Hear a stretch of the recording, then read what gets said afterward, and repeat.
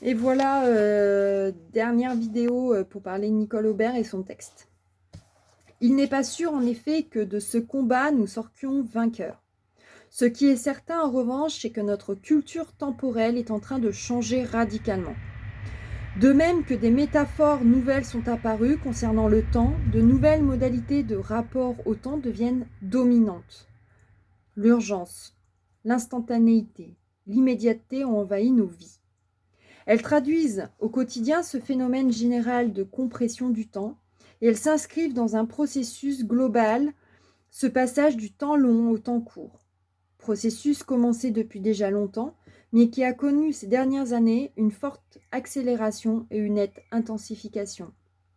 Ces implications, en tout cas, se font sentir à nouveau à différents niveaux, économiques et professionnels au premier chef, mais aussi technologiques, psychologiques, familiales et sur différents registres, celui de l'idéologie et de la quête de sens, celui des modes de thérapie psychique, celui de la littérature enfin, chacun d'eux reflétant et traduisant à sa manière l'évolution de nos contemporains dans le rapport du temps.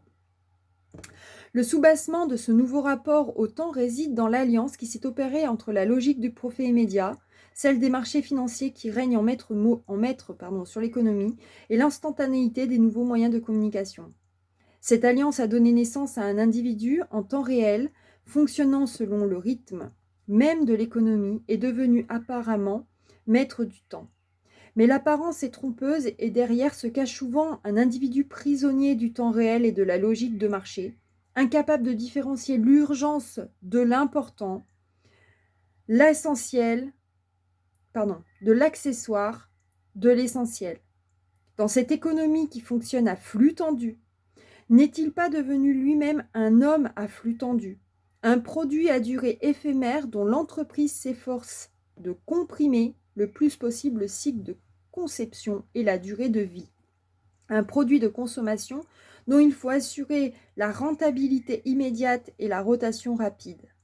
La logique de ce court terme qui préside au fonctionnement des marchés financiers semble déteindre sur les relations entre entreprises et salariés et les conduit à adopter l'un à l'égard de l'autre une mentalité d'actionnaire volatile, n'investissant sur l'autre que de manière éphémère, avec une visée immédiatement et uniquement rentabiliste. Jointe au climat d'urgence généralisé à l'œuvre dans beaucoup d'entreprises, cette logique du profit immédiat produit des effets contrastés. L'urgence et l'irréversibilité qu'elle sous-tend n'est pas seulement une donnée externe, elle comporte une donnée interne. Galvanisée par l'urgence, parfois presque shootée à cette nouvelle forme de drogue, certains ont besoin de ce rythme pour se sentir exister intensément. Tels les héros d'une épopée contemporaine, ils ressentent l'ivresse d'accomplir des exploits en temps limité et de vaincre la mort en triomphant du temps. Pour d'autres, la perte du lien social, un travail dématérialisé et dépourvu de sens, la déposition du sens de leur action conduit à un désinvestissement amer et morose. Dans certains cas, le climat de pression et d'urgence est tel qu'il confine à l'hystérie et corrode les relations interpersonnelles, tout comme les individus eux-mêmes qui parfois déconnectent brutalement, comme sous l'effet d'une surchauffe énergétique intense. Un certain nombre de cadres, tels des fusibles d'une installation électrique, en sont alors conduits à péter les plombs. Les plus atteints sont ceux que leur sens du travail bien fait ou le goût de la perfection rendent incapables de supporter un contexte qu'ils ne parviennent plus à contrôler et à maîtriser. Soumis à des pressions trop fortes, malades de l'urgence, certaines personnes dynamiques, fonceuses et motivées sont dans un processus dépressif.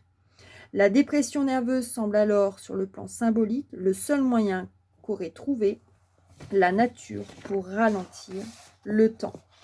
Ici, elle met en avant une maladie qui, depuis les années 2000, porte un nom, à savoir le burn-out, d'accord, qui est une appellation récente. Il s'agit d'un épuisement professionnel, c'est un syndrome dépressif qui a toujours existé, mais qui est vraiment apparu de manière identifiable et importante ces dernières années, avec l'accélération des rythmes dans le monde du travail.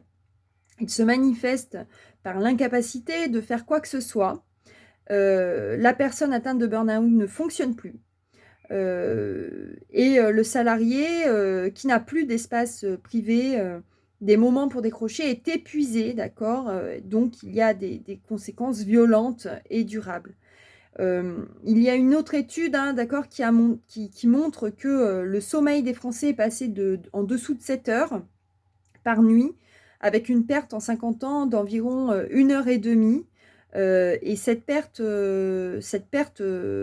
notable, hein, d'accord, en particulier chez les jeunes, où on le voit tout simplement parce que ils veulent gagner du temps et donc ils dorment plus pour pouvoir gagner du temps, a des incidences sur la santé. Donc ça a une incidence sur la dépression, mais aussi sur l'obésité ou encore des pathologies cardiaques qu'on ne voyait pas en fait chez les jeunes de cet âge. Voilà pour mon burn-out. Et je vous souhaite de passer une belle journée. Et si vous trouvez que c'est pas suffisant, je peux faire d'autres vidéos pour finir en fait ce cours sur les conséquences de l'accélération dans notre vie professionnelle et personnelle. Je vous souhaite de passer une belle journée. Je vous laisse tout lire, je vous laisse voir mes vidéos et je vous laisse répondre à toutes ces questions que je vais vous envoyer par mail d'ici pas longtemps. Allez, belle fin de journée et à tout bientôt.